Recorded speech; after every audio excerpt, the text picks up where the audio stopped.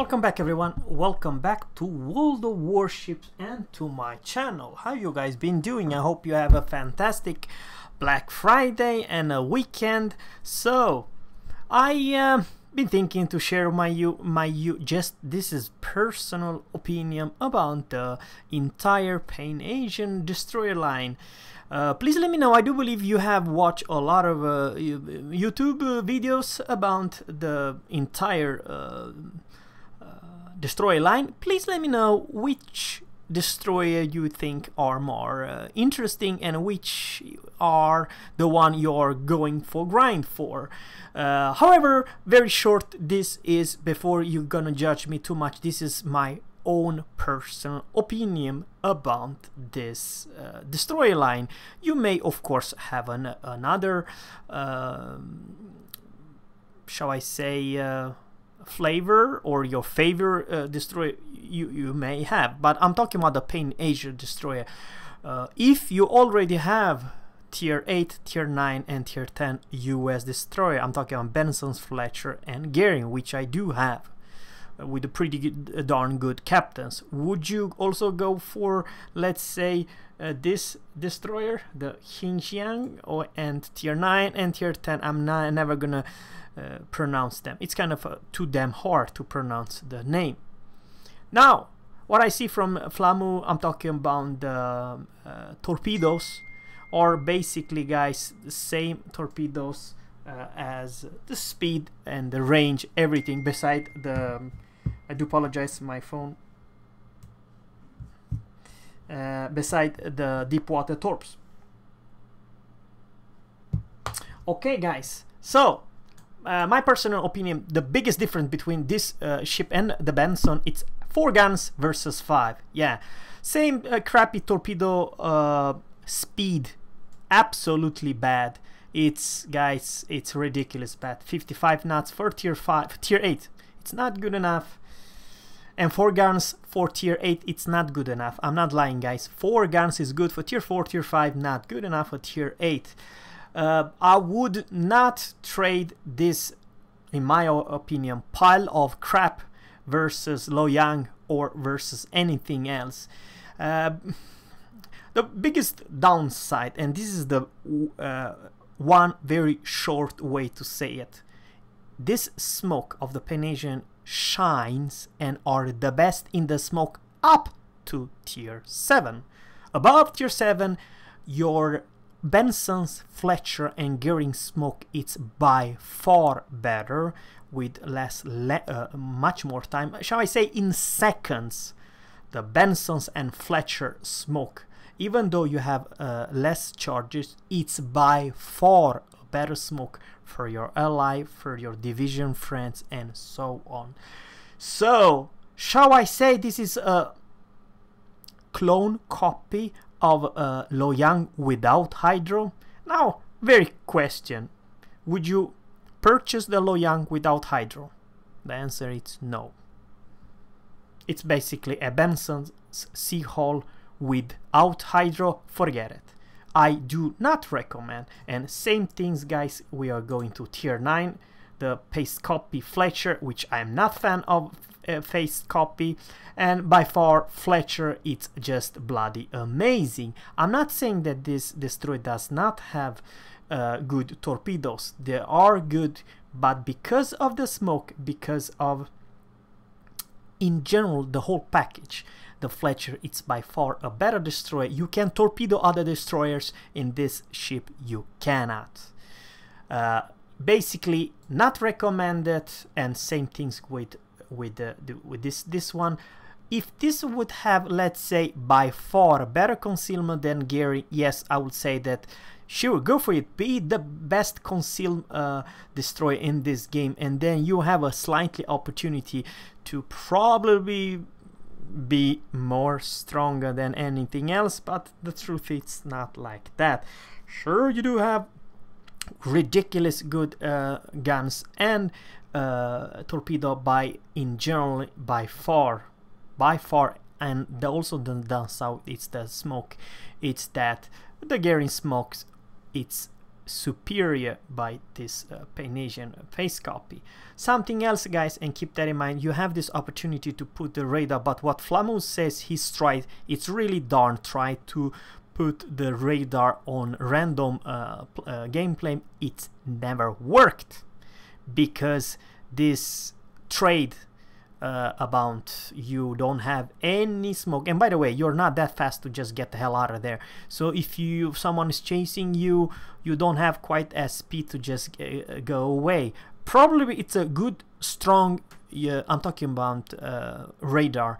If you division with someone else, then it could be work, but otherwise just random, you go alone with radar and without smoke, it's not recommended. It will never work, guys, never work. At tier 8, 9, 10, forget it, it's never gonna work. So, however, this is 8, 9 and 10, but Zerra, how about the rest of the test tree?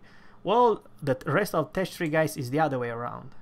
Guys, in my book, this is the best and absolutely OP destroy at tier 4. If you don't believe me, well, I play with this tier 2 destroy, and first match made 140,000 damage with at tier 4. Absolutely broken. Remember, at tier 2 and tier 3, there's not a whole lot. Ship's HP pool are not that high, so if you do 120,000 damage or above that, and you do 5-6 kills, something is kind of wrong with that ship. OP in my book, and she has OP range, 8.4 kilometers, and tier 7 Russian. I'm talking the Russian, I'm not talking Pan-Asian, have 4 kilometers at tier 4. You gotta be joking me. This is 8.4, absolutely broken torpedo and concealment and everything. It's a pace copy of V25, but the torpedo are by far better. And at tier 3 we are going for this one. It's not crazy good, but the torps are definitely crazy good. Please watch Flamuz's video about this destroy. Absolutely workable torps and workable turning radius, concealment, everything. It's OP on guarding that. However, the downside, it's probably the guns. You have one of the slowest shell arc in this entire game, with above 600 meters a second, which could work at very close, but they're not bad, but they are not made to do any damage more than, let's say, 7 kilometers or so. But otherwise the torps are definitely there. And what's the most broken about the tier 2 and the tier 3, you have OP smoke versus anything else at this tier. This combined with decent guns, this is not decent torps. Those torps, guys, are one of the best tier 3 torps in this game. Absolutely ridiculous. At tier 4, you don't have to mention anything. It's I don't know. This ship is not from this earth good. It's OP as hell, and by far of the entire Pan-Asian destroy line, this one, it's #1, the best tier for tier by far. I'm not gonna say too much about it. It's just OP in everything. OP in speed. By the way, you will reach 45 knots. You have one of the best concealment. You have one of the best turning radius and everything else. So at tier 4, it's a monster, and it will come a monster, because I have a lot of chats with the community from Wargaming, and they said something. If you don't believe me, go to his channel and hear for yourself. The stats are gonna to stick. So Wargaming will not change those. The community from Flabu and Nuts and all that, you big YouTubers, that you say about the torpedoes range, the torpedo damage, and so on, it's not gonna be changed. It is what you see, guys. This is the most important information. Now at tier 5, it's nothing crazy, but I do believe that what you have here, OP, it's the highest damage of any torpedoes in this game at tier 5. I do believe it's 16,000 damage one torpedo hit alone, and you have 60 of them. Basically what that means, guys, you will, if you hit all the 6, you will one-shot every BB at this tier, probably even at tier 6. So not crazy, it's not a bad destroyer, but nothing wow. It's a good average destroyer. Okay, how about the tier 6? Now on the other way around, why the hell purchase Anshan when you have this? Because in most of cases this is a copy-paste Anshan with even better stats, and yeah, everything is just crazy good, and I highly recommend this destroyer. This destroyer I will have in my port, because why the hell not? Why not have a free Anshan, like Flamu was to say in his commentary? It's a free Anshot, for crying out loud. And the poor tier 6 regular Gnevny, in my opinion, it's not even fun to compare. Even they supposed to be sister ships, but they aren't, because it's a pure 100%, I'm talking about Gnevny, a gunboat with yellow tops. This is nothing about that. As a matter of fact, this has slightly better concealment than Anshan and very good hard-hitting torps, hard-hitting guns. But now, guys, ladies and gents, may I present the tier 6 firepower, close to broken good firepower, absolutely sneakiest. And Anshan also have 0.8 kilometer in detection, which basically means, guys, from tier 6 and up and tier 7, the reactions from battleships captain, it's equal 0. You don't have any reaction time. If you don't have hydro or any other destroyer ahead of you, between you and torpedoes, you're never gonna see them until it's too late. What should I say about this destroyer? Absolutely broken. This is the destroyer, and this is where I stop my grinding. I highly recommend you guys this destroyer. It's a Dutch build destroyer, for crying out loud. And yeah, I would like to say that it's a very unique destroyer in many ways. Unique firepower, and those turrets, it's 180, 360 degree times its terms, you know, 360, which basically means, and this is the most hilarious about thing, you're not like this, just very like this, showing your little side, and your guns, all 6 of them, will shoot you at your enemy. And by the way, guys, there's something else, and this is my final conclusion. It's a tier 7, for crying out loud ship. Oh, Zerra, what's so special about tier 7? I explain you. You are the king in what? 80, 65% of all your games. You are top dog. You are gonna shoot a tier 6 and tier 5's ships like there's no one's business.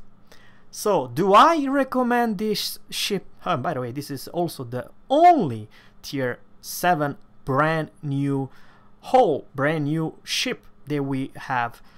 So it's very, very new and very interesting, and you definitely have the firepower and torpedo. The only downside with the torpedo, it's huge. The reload of those torpedo is not from this earth. It's probably a balancing factor, otherwise should be OP. But now, guys, even though, and this is the best thing about those mixed, or shall I say hybrid destroyers, while your torpedo or rearm, you're not going to do nothing. You have smoke on demand and use the goddamn 6 guns and chew up your enemy. And you can have pretty decent good fire start with all those shells again, so you will torpedo and burn your enemy like there's no tomorrow. So guys, please let me know, where are you gonna stop the grind? Are you going all the way to tier 10, or are you just like me, happy if you receive your tier 7 Pan-Asian destroyer? I don't know what's the name, it's pretty Gajahmada. I will just call it the the gearing at tier 7, that's what I'm gonna call. Gearing at tier 7, it's even a better name, I do believe. And oh boy. She's kind of a big, but on the other hand, she has very unique, and it's kind of a unique destroyer in my book, guys. Please let me know. That's all I'd like to say for you guys. Subscribe to my channel, and always, Captains, fair seas, and goodbye.